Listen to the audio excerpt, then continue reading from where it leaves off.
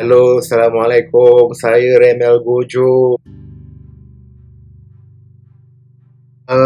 Cerita sikit mengenai saya. Okay, saya 39 tahun ya, daripada Kota Singapura. Dah kahwin 2 kali. Woohoo! Okay, tapi tak ada anak. Okay, I don't have any kids. Now, having said that, it's also important for me to perhaps, elaborate a bit more. Although I don't have my own kids, what I do have actually is that we are taking care of a niece. That's actually my wife's brother lah, yang anak perempuan. She's 7 years old, primary 1.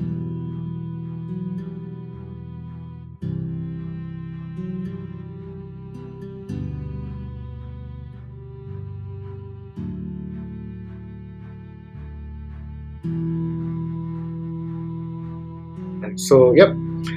So, in a way, that is actually my experience lah as a parent. Other than that, yeah, nothing, nada. Okay, so why am I doing this?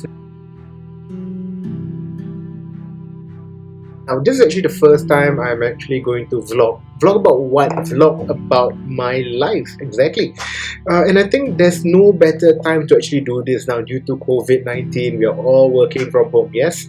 Okay, now disebabkan kena kerja dari rumah, rasa macam, I don't know, maybe it's midlife crisis, but I feel like this is the best time to do this.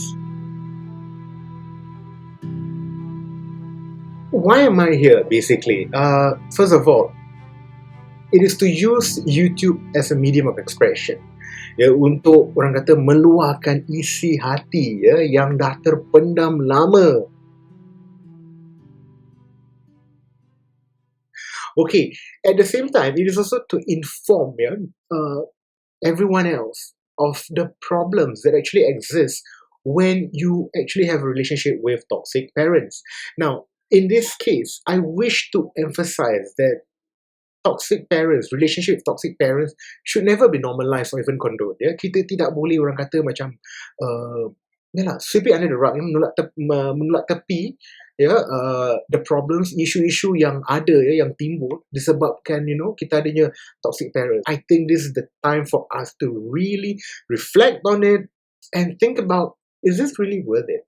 Okay, now we also understand that there is this confusion in your concept. Now, I don't want to go into Islam or anything religious. I do know that some people do perceive Confucianism to be a religion, but I think I prefer to actually understand it from from a more philosophical angle. The tenets of Confucianism actually hinge on filial piety. Okay, that's basically taking care of your parents, so on and so forth. We don't have to go into details about this now. However, I am of the opinion, okay, especially after living with my mom for many years, but I've left her for quite some time. Actually, we have stopped living together. Thank God for that. Okay, I am of the opinion that filial piety is actually not for you. Okay, yes, if you're lucky, you're born, with really reasonable parents, good on you. But what if you're not? Okay, you can't choose your own parents. You're born with them. So if you are in that same position as I was, and I use present tense because right now I'm no longer staying with my mom. I've kept my distance, and I think things are a lot better now. Yeah, I think this is the time for you to actually think about it. Because at the end of the day, self-preservation, your mental health should preside over everything else. Because if you're in a good condition, if you're mentally sound, then you can be a better person to everyone else around. Okay, so purpose of this blog is to orang kata macam berikan sedikit sejarah. Okay, to give a bit of history about my life, to highlight all the key points and how these moments actually shape me, mold me into the person that I am today. Okay, I think we are all a byproduct of our experiences. Okay, the summation of all of our experiences make us who we are today. And I'm quite glad. Alhamdulillah, I think I'm quite alright. Tak gila lagi. Walaupun, during my first marriage, other moments that, I almost went crazy. But let's not talk about that right now. Today, we are going to focus about, how it all come about. My mom and I, how she became the famous or the infamous Puan Farida. Even my best friend, we don't orang kata macam dewa-dewakan dia. We don't put her on a pedestal, but when we talk about her, we laugh about it, but we always, at the end of the conversation, we always remind ourselves, hey, this is someone that we should never try to emulate or embody, because I think her principles are a bit warped. Senang cakap songsam. Okay, so tu semua kita kena orang kata yalah, jadikan pedoman. Yes, okay. So the moment that I actually wish to pick up lah, let's get straight to the point. Okay, let's not beat around the bush. Was during my GC days. The reason why I choose this is because every time when I speak to my best friend, okay, we would always revisit that moment, because I think that was the first time I got to know him, and that was also the first person that I was actually able to orang kata luahkan hati, to share my problems, and he could understand.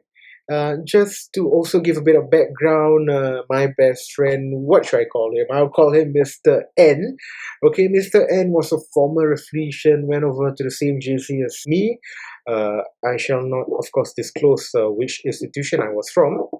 And then that was when we became close. Now, because the common factor that we had between N and I is the fact that we were in a relationship, okay, but our parents, not very supportive. Okay, N's parents are different. They're cool. My parents, on the other hand, actually my parent are singular, not plural. My mom, dia tak cool. Okay, kenapa dia tak cool? Pasal dia ingat mentang-mentang anak dia JC banyak besar.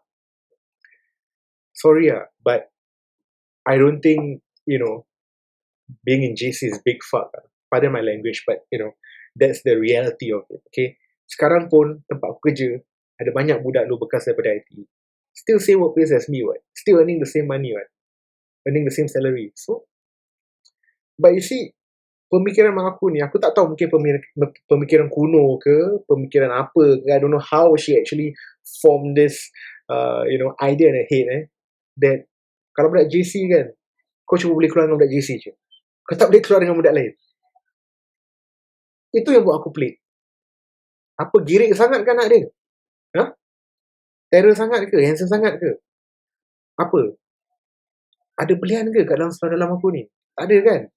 So that's the thing that I don't get it, And of course, and the reason why she was mad about this, okay, first of all, you have to understand, dia memang tak kasi aku ada girlfriend. Okay, daripada kecil dia cakap, kau kalau ada girlfriend, kau siap kau. Aku ambil konek kau, aku potong, aku cincang, aku buat sup, aku kasi kau makan. So those are the words lah, that was yang dilontarkan dekat aku. Aku kecil, aku anak seorang, I was fucking timid. I didn't dare to speak up. Kalau aku speak up, aku confirm kena tampar. Tampar bukan sikit-sikit punya. Tampar sampai pernah dia ambil apa ni, the stem of the vacuum cleaner and just started, smashing into my abdomen. I was just crying. I was saying, ibu, tolong, jangan. I was really, really scared. And I think up to now, I'm still partially scarred, because now these days sometimes when I joke around with my wife, and then sometimes my wife will attack my throat, or she calls it peyot. Sometimes there's this fleeting punya image that appeared in my head dekat aku punya benak fikiran kan, shit, it's the same feeling, that same fear, and I will really be in a fetal position trying to save myself. Yeah, so that was the kind of is torture a strong word? I don't know. Okay, some of you might say, it's a bit, it's verging on torture, like kind of child abuse or whatever you want to call it. But I still think I'm strong enough in that sense to not. I don't think it warrants that tag for now. But we'll see how it goes along. So the thing is, she would always warn me, say, hey, you do not have a girlfriend. But I think at some point, macam, she realized, okay, fine, anak aku pun dah makin besar, dia pun ada nafsu kan. But of course, dia tak, orang kata, explicitly allow me lah to have a girlfriend lah kan. I don't think she would ever allow that. Tapi when she found out that I was, going out with someone, and that someone was from ITE, sorry I mean, I got no problems with her for IT, but it's just my stupid mom. It drove her up the wall. Like her first question was, why? Why this kid? Why? Why couldn't you find someone from your you know from your JC or from another JC? Why? At that moment, okay, sorry to say, aku ni macam bodoh sikit. I think like a lot of JC students, especially back then, maybe it's the way we've been brought up. We're not as exposed as the millennials right now. I think we can safely say that our millennials are more opinionated. They're more daring to actually reply, okay, or to reason it out. Dulu kita orang macam bodoh actually. We are book smart, but we don't dare to have our own stand. Kita macam orang kata tak ada body lah. So yeah, so when she was scolding me all that, in my head kan, I was just accepting it. Terima je lah kan, ya. I should find a girlfriend of the same ilk. Disappointed myself lah, but what the fuck, right? I was still naive. Okay, so macam mana nak cakap aku just terima je lah kan apa yang dia marah kan. Tapi terima-terima pun, tapi tetap still go out with the same girl lah. Tapi aku tak boleh angkat okay. Again background story sorry kena buat this, orang kata have to flip-flop going even further back into time. My late dad, dia cikgu, okay, at the same time dia pun cikgu tuition. So dia banyak student dia beratus. So some of the new students move on pergi ITE. ITE ni in the west area. Kalau if you can guess, good. Kalau kau tak boleh guess, I don't give a fuck. Okay, so the thing is this. My mom dah tahu kan aku punya ex-girlfriend dia dari mana kan. At that point time aku punya girlfriend daripada mana. Dia terus cari budak-budak yang from that school, yang dia punya bapa aku punya ex-student. Dia tanya, kau kenal tak budak ni? Kau kenal okay. Kau ambilkan aku ni nombor telefon. Fucking sly, right? Like fucking cunning. Okay? Like a bitch. That's what I'm trying to say. So she got the number. And of course, I still don't know yet what. She called the girl and said, oi, kau, katakan nama dia, Salma kau keluar dengan anak aku buat apa? Kau sedar tak kau tu siapa? Kau tu cakap budak IT. Anak aku budak JC. Anak aku lepas JC, dia pergi universiti, dia akan kahwin tau dengan orang yang macam dia. Orang-orang yang kelulusan universiti je. Dia tak pandang kau. Like, what the hell was that all about? You're speaking on my behalf. I mean, of course, at that point in time, I was in love. I obviously wanted to cover a future with her, right? So whatever she said about me, like I'm just using her, is fucking untrue lah. Tak betul apa. Okay, so that's one thing. So as a mom, what are you trying to portray? Secondly, how dare you call someone else's kid and then fucking shoot her like that? Like, you have no respect for that girl's parents, is it? Were you taught by your own parents to do that? Did my, late grandparents teach her to speak like that to other people's kids? See, these things bother me now, because now I'm aware of it. As an adult, 39 years later only, okay, I cannot say 39 years later, but you understand, right? Only now I'm aware of it. Only now I feel bad about it. Only now I'm feeling the sheer shame of why is this Puan Frida thinking like she's all that, like what, she's a big fuck, is it? So tone it down a bit, because getting a bit angsty. She did all that, plus a lot more, vulgarities. Basically, I have to bleep out the whole thing, right? Because she would use the word like, you know what? Fuck it, I'll just say it. So this is a famous line that my best friend and I would always utter, and then we'll laugh about it. Okay, kita rasa macam girik pakai ni line. Okay, so mak aku dah sound dia satu hal kan. Mak aku pakai this phrase Poki Blendi, which translates to sticky pussy. Okay. put yourself in the shoes of that girl, that poor little girl. She's what, at that point in time, 17 years old. I honestly don't think she was in good spirits lah, after she's being, bombarded by my mom. Now she's really at the lowest point. Okay, now that she feels bad about herself, she feels like, okay, her self worth is being questioned. Okay, this older lady, this orang tua, who supposedly, more, supposed to show, a good example, set a good example. Just use this term on her. Keep blending, kau jangan nak harap yang kau boleh kahwin dengan aku. Now when I talk about it with my best friend, and we laugh about it, keep blending, we will say, one day we should even like have it on our t-shirt and then, probably sell it as merchandise. Yeah, but I just feel it's unwarranted, it's uncalled for. No one, even my worst enemy, should ever, receive such, I don't know, it's very questionable. When someone uses that kind of language on you, that person's, integrity as a person is very questionable. And I think this is also one of very few reasons why I don't wish to associate myself with my mom so much.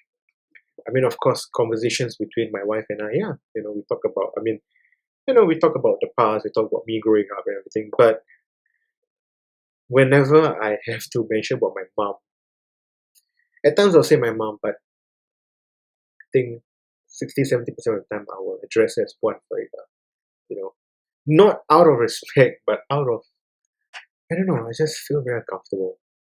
Yeah, she gives off that vibe, It's like if you first meet her, you think she's really nice. Bijak semua tak mati, babe. The way she speaks, okay, I have to give it to her lah. She taught me how to behave. She taught me how to speak, how to impress people, with manners, with good manners. I don't know, again. She would, say, hey, kau kalau jumpa orang, kau kena hormat orang, all the good things. And she's so meticulous at that. The way she raised me, I think I'm just like 2 notches away from, being raised as a royalty. Yeah, so she taught me everything. But at the same time, when she's angry, all the things that she taught, semua go down the drain. She doesn't give a fuck anymore. So yeah. So she attacked, going back to my story, she attacked this girl. And then of course, this girl very upset already. At the point in time kita orang ada pager kan, so she'll page me and then urgent lah kan. Dulu time dulu kan pakai apa Motorola punya pager. Yeah, I think mine was Motorola. The transparent pager thing, I think what Jazz Mates or one of those things. But anyways, yeah, how if it's an emergency you will put 999 at the back. Like that's you have an understanding lah. If you have a 999 at the back means okay, urgent, call me now. So being the only child, I was very lucky. I got a handphone, right? And this was what 1999. Yeah, I called her. I was like, "Hey, what's wrong?" And she told me, said, screaming lah. She was losing already. She said, "Hey, your mom called gini cakap I pergi benda blah blah blah." So she told me everything. Wow. I mean, I can sell ice to Eskimo. I think I've got the gift of the gab. But at that point in time, none of my skills can pacify her, seriously. But of course, I was very persistent. I managed to convince her, hey, don't worry about it. We'll work things out. But then, after I put on the phone and all, my mom came. I was also quite stupid lah. Because, the fucking handphone bill was high, right? Because every time, call girlfriend. Yeah, that was when she also told me, say, hey, aku dah call si Poki Blende tu, kulit hitam legam. Because, she was a bit on the darker side lah. But yeah, she has to highlight that fact. Not that my mom is a, is a fair-skinned person. She's actually quite dark. Like I would use the word kusam. My wife always calls me kusam and she says, haha, macam your mom. Good joke, good joke. But yeah, so I don't see why you have to be very personal about, bringing someone down. I mean, you can detest the idea of your son, being in a relationship, or, even go a bit further, like being in a relationship with someone that you think is not from the same circle. But to be very personal about that, like the whole Puki Blende, kulit dia talagam and everything. What is that all about? I mean, like I said, that okay, those things kan, in hindsight lah, bila aku dah tua ni kan, baru aku macam start to really, I don't know, she lost my respect. I mean, I respect her as a person for, for all the good things that she has done, for all the knowledge that she has imparted, for all the good things lah, of course. Like but I wish I can say I can accept the bad things, but I really can't because she has crossed the line. I mean, you know how some people they can accept their parents, maybe the dad is an alcoholic, right? They're still quite okay with it. They can empathize, for example, but I can't. I can't empathize with my mom. So as I'm trying to understand my mom better, I mean now that we can actually go online and search for things, I try to understand what could possibly be the reason behind my mom punya very extreme reaction to things. And I chanced upon this issue online, this medical issue online, and it's called borderline personality disorder. So we'll talk about that later, but I just want to, put this in. Okay, so going back to, what my mom did with her, calling her Bukit Blende and all. That was really, like I said, I know it's unacceptable. Okay, so the part about, my mom calling her behind my back and all, only to actually spring a surprise and say, I called her, and I called her names and all. Um, yeah, I find that very hard to accept. Okay, so at the same time, while she was, hounding me for having a relationship with this girl, that was also the same time when my dad, actually having his own problems. I would say that throughout their marriage, it's quite topsy turvy in the sense that half the time bapa aku selalu kena bully dengan dia. Queen control lah. So my late dad, dia orang dia baik. Dia pendiam, penyabar. Half the time, yelah, okay lah, I buat. It's always that. And I think she overworked him because my dad was teaching and also a tutor, right? So dia mengajar dekat apa ni primary school, sekolah rendah. So dia habis mungkin dalam 1:30. He will have to cab home because my mum made it very clear. You naik cab balik, start tuition pukul 2. So pukul 2, but of course he cannot reach on time. He will reach maybe about 2:15. So by the time he rush home, comes back home, he'll be all sweaty and everything. And then he will give tuition from 2 to 4, 4 to 6, 6 to 8.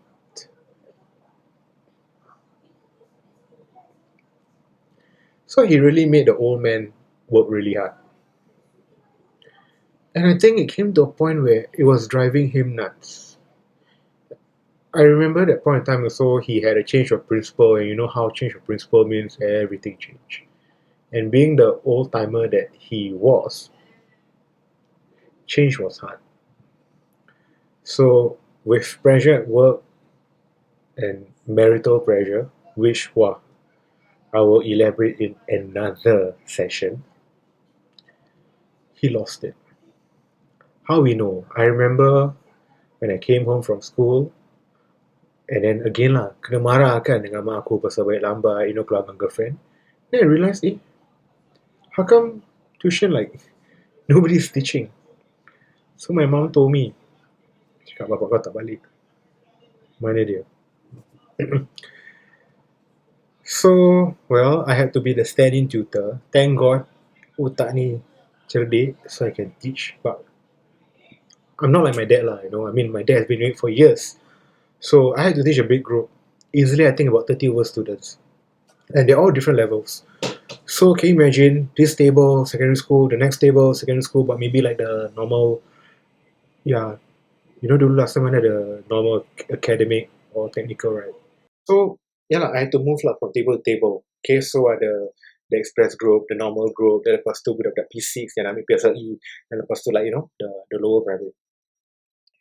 And I think as a teenager, you don't see this as a good thing. You know, you're not overly concerned with where the fuck your dad was, but you're more, you know, you're just upset the fact that, huh? Why am I using this time to, you know, have to teach all these kids? I got my own homework. I need to, you know, have some time with my girlfriend, right? Call her secretly, you know, in the room or in the toilet, whatever. So when my dad came back, he looked very disheveled. Dia macam orang mati bini tau. Like, I don't know, like he's, like, okay, he's there, but you know, when you look into his eyes is like off, you know, on some other plane, astral plane. Okay, so yeah, looking into my dad, kan, I I could tell that, you know, something was not right. But of course, at that age, you're just selfish. You don't really care. You see something also, you don't really acknowledge it. You know, but you don't acknowledge it. And of course, my mom, I don't know how she can overlook all those signs, but the first thing she did was just scream at my dad. Gado, gado, gado. Now, gado between them is a common occurrence at my household. Okay, dulu kita orang tinggal kat Jurong. Yeah. So yeah, dorang gado rabak. And my dad just diam macam the word is tongong you know. And my dad pula dia macam ada blur-blur sikit kan, dia macam so yeah, it didn't help. So it came to a point where, I'm just cutting the story short, it came to a point where he was hospitalized for depression. I remember he was sent to NUH, and then oh, so this is what Puan Farida said. Oi, jom pergi jumpa bapak kau, dia dekat buat orang gila. How to describe what I feel? I was angry at my dad for being depressed because I didn't understand. And then, of course, back then, depression also isn't exactly, you know, something that we talk about openly. We see depression not as an illness, but we see it as, you know, you bring it upon yourself. So yeah. So I was angry at my dad for that, and I was angry at my dad because to me it's like, if you're sick, if you're ill, and who's gonna foot the bill? Because he's the sole breadwinner. What? That was how shallow I was. And then I was, of course, angry at my mom for her blatant disregard for anything. It's all about her. She's always right, and everyone else around her is wrong. I've never, and this is not, this is, I know this sounds like an absolute statement, but it is true. This is not an exaggeration. Dia tak pernah mengaku salah. I've never heard or seen her apologize. Tak counted lah kalau raya kan, dia setakat salam bapak aku cakap minta maaf terkasar bahasa ke buka apa lah kan lagi ni. Yeah, but yeah, she's never wrong. So to recap, I'm having a lot of problems with my relationship there, and of course I know the problem is, you know, maybe some people will say that, you know, yeah, kau sendiri yang bawa problem tu apa, who asked you to be in a relationship. But it's the way I was being attacked by my mom that, you know, made it all crazy. And then secondly, my dad was you know, going through depression. And thirdly, JC was a struggle for me. I couldn't cope. There was no way I could cope because, you know, my mind was no longer there. I was no longer interested in studying. I couldn't, I don't know, I just felt ostracized. Maybe because I was turning into a more withdrawn person. And I think, yeah, maybe all that, like I said, it's all contributing factors. So, because of the distractions and whatnot, yeah, my studies took a nosedive. Uh, but the only salvation was, you know, I got myself a best friend, and up to today, we're still best friends. So he understood whatever that was going on. Because every day I would update him. I'll tell him, hey, what's happening? Hey, this, that. Yeah. So that whole episode, that whole JC episode was just, I don't know, it felt long. It felt, uh, it was crazy because whenever my mom would want to find out about my whereabouts, if I don't pick up my handphone, because it's very easy last time, you just switch off your phone, it's good. Yeah, like you won't be bothered. She would call N, she would call my other schoolmates, and then she would call N, for example, and say this. Hello? N eh. Ni, apa ni? Then she'll say lah, who she is, right? Tak, cik nak tanya N tahu tak anak cik pergi mana? Itulah dia keluar, dia belum balik-balik lagi ni. Cik worried lah. Habis, yelah bukan nak cakap apalah kan, tapi cik nak tahu N tahu tak pasal anak cik dengan then the name of the girl. Itulah bukan apalah kan, bukan nak cakap apalah kan, tapi cik risaulah. Tengoklah kan, pelajaran dia dah merosot kan. Habis sekarang pun dia dekat rumah dia, asyik diam je. Cik worried lah. Itulah. Habis cik tak suka lah dia. Cik memang dia dah start perang minyak, dah masuk G5. Cik tak suka lah dia. Itulah cik that time cik call dia tau. Cik cakap kau mana boleh kacau anak aku ni nak belajar bukan macam kau. Yelah kau kan setakat IT kan, bukan kau nak belajar sangat pun. Anak aku ni dia tengah belajar nak pergi universiti tau. Kau tu alamak tak, kau tak suluh ke muka kau kat cermin? Kau siapa? Anak aku siapa? Apa ni? Cik sampai cakap tau kau Bukit Belendih kau jangan, kau gatal lah, kau tahu tak? Kau ni kira macam dia nak cakap yang budak perempuan ni perosak You know how sometimes your word will bite you back. Yeah. Again, another story for another day. But yeah, the point is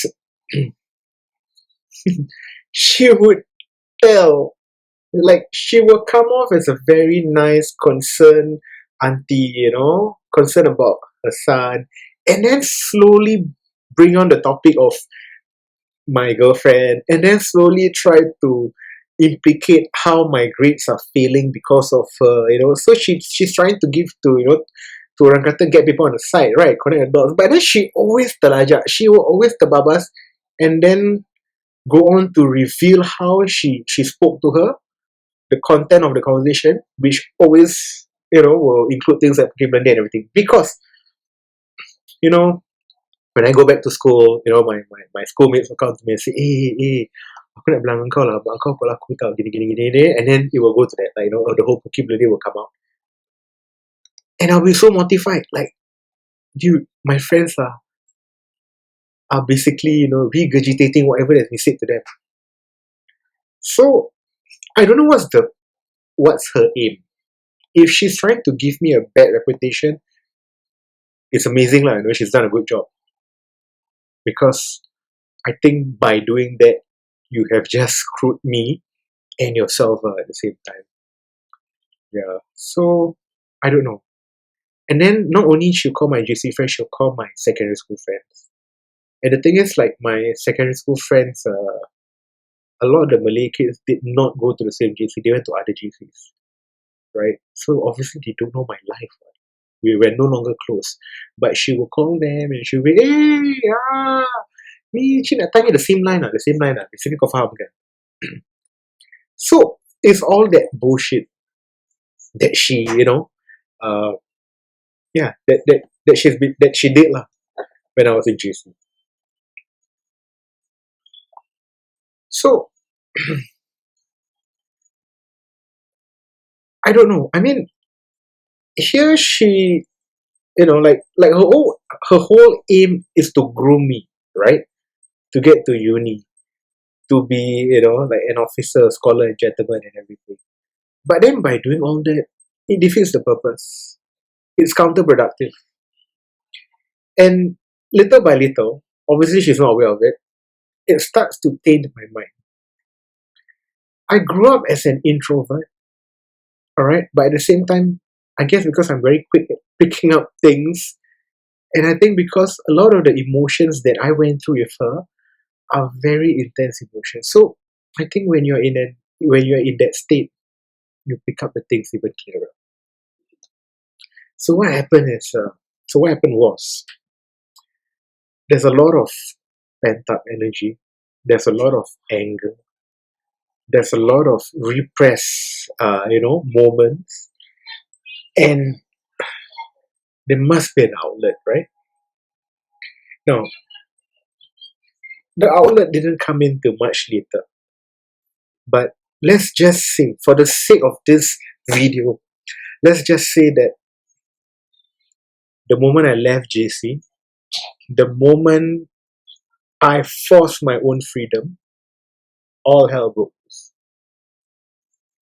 See, so basically, I was on this good glide path, right? I went to a good school, everything was set for me, everything was going to be great. And then the moment I left JC and I entered NS, and I realized how you can actually demand your own freedom, or in fact, weasel your way to actually achieve freedom. And mind you, I'm not a stupid person.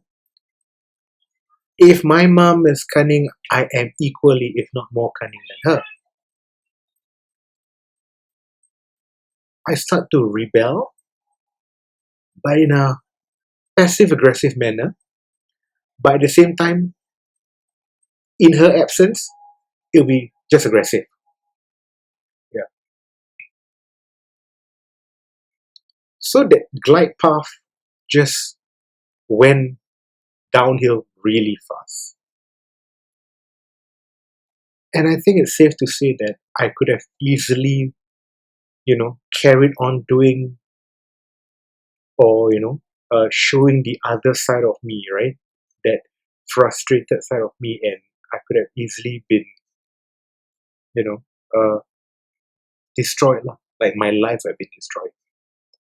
But I think, thank God, for whatever reason, okay, uh, yeah, I'm back on track. Okay, so basically that is, the first part, everything in a nutshell. Uh, I hope, in the subsequent videos, there will be more continuity, or should I say kesinambungan, because at the end of the day, I want to be able to, create little mosaics where it adds up to a big picture. Kalau tak, nanti orang macam tak faham kan. Tapi it's okay. We'll see how it goes. Like I said, this is my first time doing this video or this vlog, so my apologies for any shortcomings. What I can promise you for the next video is that, yeah, things will, I will reveal more things, of course. They'll be spicy, they'll be informative at the same time. But I think at the end of the day, kita boleh ambil iktibar. Okay, and like I said just now, I wish to rehash my point again. At the end of the day, again, we cannot normalize toxic relationships. It's bad for anyone, for both your parents and yourself. I think for ourselves, it's quite clear. Like, I've made it, I've said it before. Okay? We have to, in the interest of self-preservation, our mental health. But for parents also, at some point, they need to stop being manipulative. It is, the more you give in, the more you're present, the more you allow them, to actually, execute dorang punya evil, plans, the worse they become. But if you distance yourself, okay, kau tarik diri, kau limit your interaction with them, that's when they cannot pull the same stunt. As a kid or as, dorang punya anak, yeah, they have more power. So when you distance yourself, you take away their power, and that's when, you'll be better. Trust me. I'm in this position for quite some time. It's been years since I actually met my mom. The last time I met my mom, she act up lah, actually sakit, Then, yeah, I didn't care. So, that'll be all. Thank you for tuning in. Alright, so if you love to hear more about my stories, my rantings or expression, and to see how this story actually unraveled itself, don't forget to click like and subscribe. Thank you. Assalamualaikum.